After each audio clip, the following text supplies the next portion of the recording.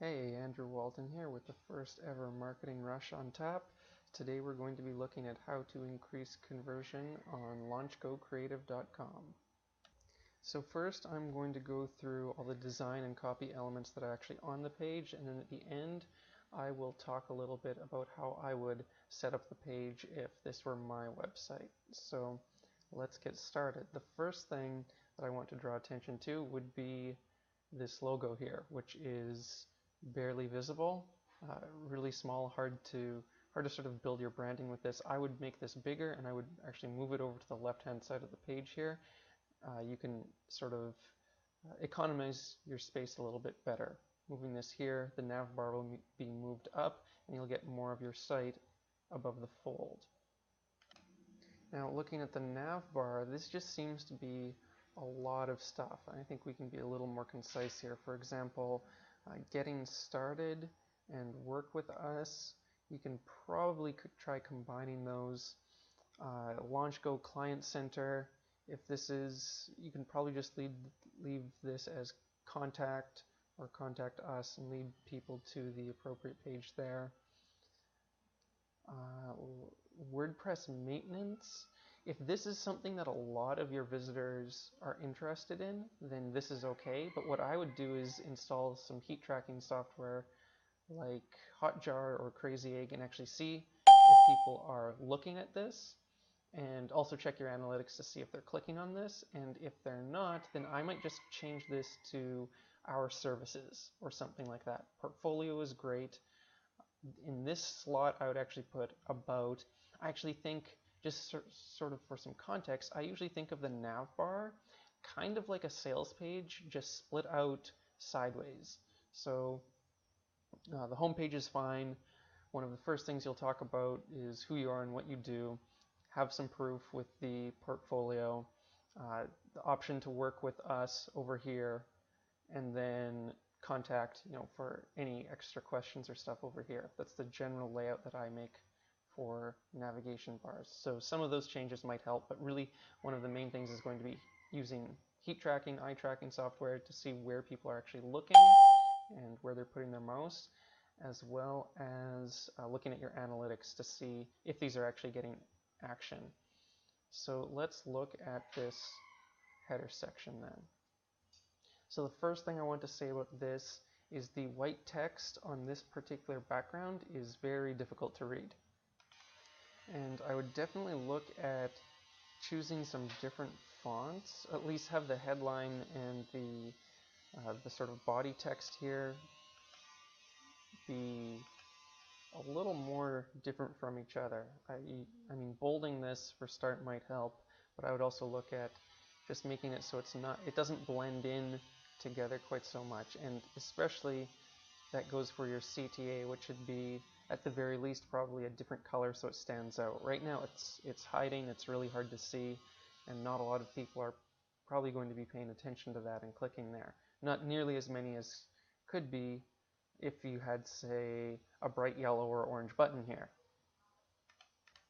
So looking at the copy now, we need a lot more clarity. The headline is fairly general. I don't really know what sort of business is you work with, or what exactly the strong benefit is of working with you, etc. It's just a little bit fuzzy. I mean, the ideas of growing one's business and saving time, of course, are the right ideas, but I would look at other ways to reword this to make it much more powerful. And here, so what's the return on investment with your website? That is interesting. What's the return on investment with your website? That's a pretty good question to ask. You're setting up the problem that their return on investment is probably much lower than it should be, but you don't really follow it up, because the next thing you say, instead of going deeper into that problem that they probably have, that their ROI from their website is too low, you flip to the aspirational. Whether you're a startup or an established organization, the sky's the limit. And that's too fast. They're not ready to hear that yet. You have to take them down into the world of the problem they're having before you say, well, hey, if you solve this problem, everything's going to be awesome, because you haven't really established that problem yet. So I hope that makes sense. And then how you follow up with that: committed to defining and executing on the following questions. and these 4 questions, that does not really follow from everything else you've previously set up. So the text that you come up with here, I would have it more centered around what the problem is and everything that web design can be for a business. One example that comes to mind is Neil Patel says something like 73% of marketers don't, or businesses think that 73, shoot, I'm getting this wrong. 73% of businesses think that marketers don't focus on ROI. And then he goes in to show how he does focus on ROI. So you're going to have something similar here where most web design companies probably don't focus on ROI, or at least this is a positioning that you could potentially take, and your positioning would be, well, here's how we focus on ROI, just as an example. That's not what you have to do here, but that's one thing that could make this more powerful, more compelling, because right now it's very, very general, and it's not going to connect with strongly with a large number of people being so general. So let's carry on. Oh, and this with the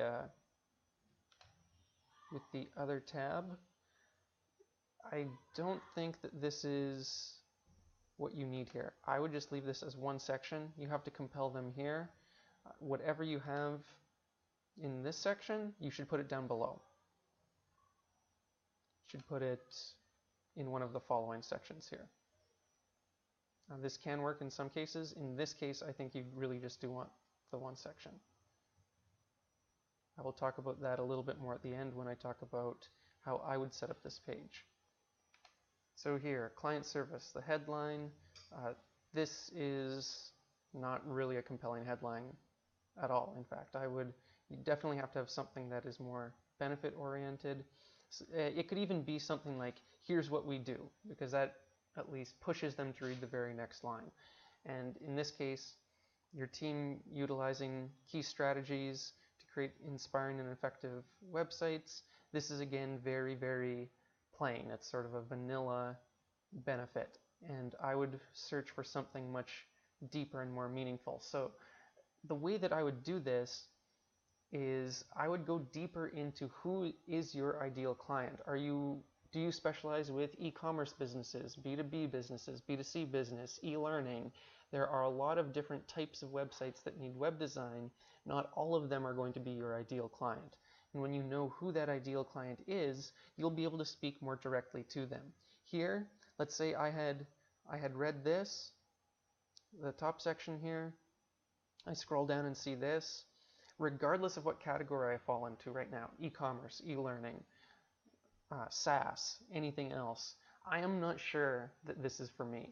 And one of the first questions that a user asks when they land on your website is they ask themselves, am I in the right place? Is this for me? That's what they're trying to figure out. And if you don't show them that, yes, this is for you immediately, then they're going to click away, even if you do really exceptional work. So here I would say these things that you do, they need to have some sort of, again, they need to have some sort of benefits that go with them, because the thing that you do is not the thing that people want. They want the benefit, they don't want the feature, they want the result. So one thing that might make sense in this section actually is to outline, instead of I do this thing, this thing, this thing, and this thing, let's say that we have this proprietary 3 or 4 step process that helps them get whatever your main benefit is. Increase sales while saving them time, or however you're going to phrase that for your ideal client. And then give them step 1, 2, 3, and 4, something like that. Another option is just to find other ways to make, you could leave these, but find ways to make them more specific and more compelling. Because right now this doesn't really say anything, and it doesn't make me want to take action. So once you figure that out, I would put another call to action here and have the button again be a different color, have it be the same color as here, and different than everything else on your site. So blue, I would stay away from.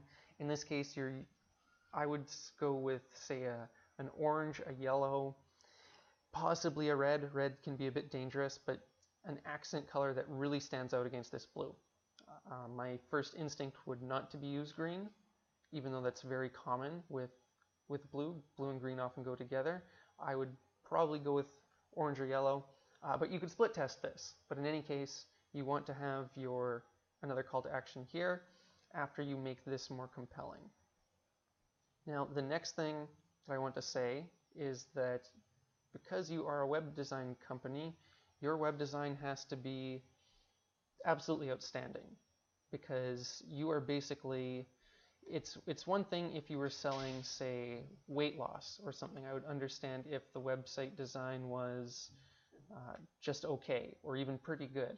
But you are, as a web designer, showing your abilities to do world-class web design. So your own website has to be world-class. So one thing that I would do between these different sections here is I would make them contrast more, because right now it's all white, black text, white background. So I would do, this is good, you have a different color background, but even just a colored section break that you put between sections to help people read, so they're not just so everything doesn't sort of just blend in, one section blending into the next.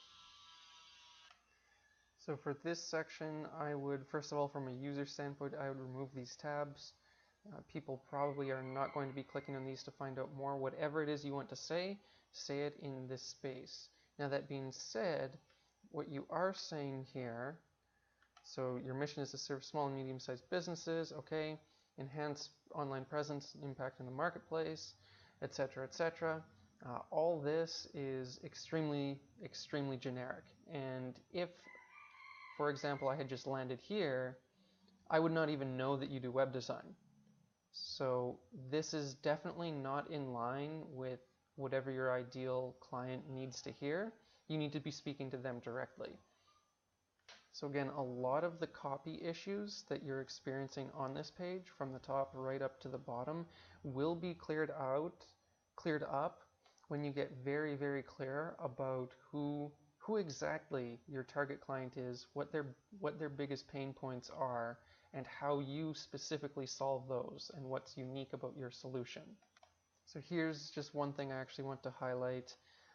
I know you're in, if I'm not mistaken, Neil Patel's advanced marketing program, so I know why you would say this, but this is totally marketing speak. Our approach begins with identifying an organization's needs and pain points. So as a marketer, that makes sense. That is what you are doing. But as a client, that sounds really weird. That sounds like marketing speak. It sounds a little bit contrived. So what you want to be saying here is something more like, we figure out why your website sucks and why you're bleeding money from every headline, hyperlink, and I don't know, hero shot or something like that. You know, going more directly to what the actual pain point is, instead of saying, we figure out your pain points, you just go directly there and make it really vivid and compelling and energetic, something like that. And again, the solution that you offer here is also very, very vague. So I would, again, as we discussed up here, if we think of this as you having a 3 or 4-step proprietary process that you use to solve these problems, you could outline that again here. But creating opportunities, best possible resources for the best value, this is all very, very generic. And I know I've said this a lot, but one of the reasons this is so important is that when you give a generic benefit, it doesn't just not connect with the prospect, it actually undermines your credibility and your ability to convince people that you are capable of doing the work, that you understand them, and so on and so forth. So even if you come up with very, very specific benefits and solutions, etc., that don't perfectly match your client, by standing strongly for something or against something, or a combination of both, then at least people are clear about, then people can have a clear picture of what you do, and at least you appear trustworthy. You may not appear to certain people to be the best choice. I mean, maybe like, okay, I see what this business is doing, but I don't really agree with them, or I don't want this, or whatever, that's going to happen. That's going to happen in any case, right? But when you take that strong stance, and when you have really specific things that you offer, then you let the segment of the population that is your ideal match say yes. And you do it without undermining any of the trust and sort of authority that you would be creating for yourself. The FAQ section I'm not going to touch right now. I will look at this when I talk about how I would design the entire website. So the Let's Get Started section, this is really abrupt. I did not expect this. I did not, this is not really set up. And what I mean by that is I don't know what the main offer on this page is. If I sign up for this questionnaire, I don't know what I'm getting. There's no compelling reason for me to take this action. What am I, for me, if I scroll down through this whole page and arrive here and see this website questionnaire complete here, to me that's extra work. There's no benefit stated here as to why I should do this, what I get from it. The complimentary consultation is the only thing that actually has a description here. It also doesn't describe what I'm going to get out of this and why it's important to me. And same with the Design Center form and the content submission quick start guides. I don't know what these are, and I don't know why they're important to me, and I don't know why I should be doing these, basically. So I would get really clear about what the actual main offer of this page is, the value that I'm getting as the visitor, and then structuring this section to actually communicate that. You need some sort of body copy here. It's the headline, Let's Get Started.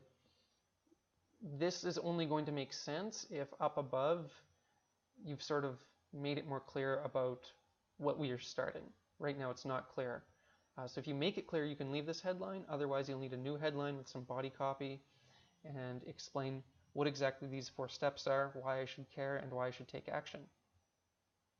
And this section here sort of just highlights the problem that I was talking about previously, in that I'm not really sure what the main objective of this page is. And this seems to sort of be the best example of that coming to life.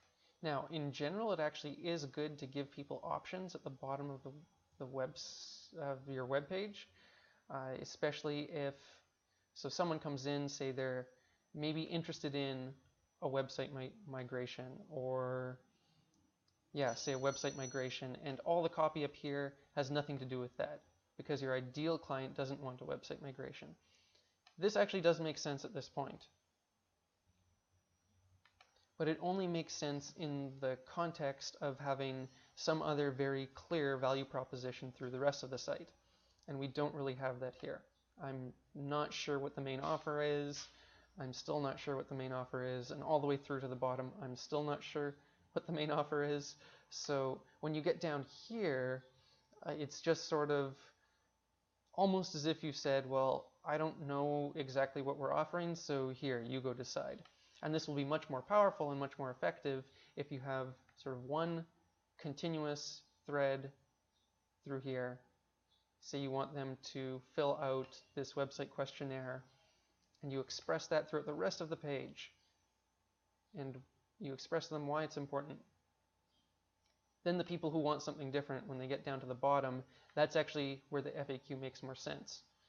When you have that one continuous flow throughout the rest of the website, and then after people get to your final call to action, say in this section, then you can have the FAQ to answer questions for anyone who's undecided or to lead them in a different direction, and then you can have something like this for all the people who weren't attracted by your main value proposition.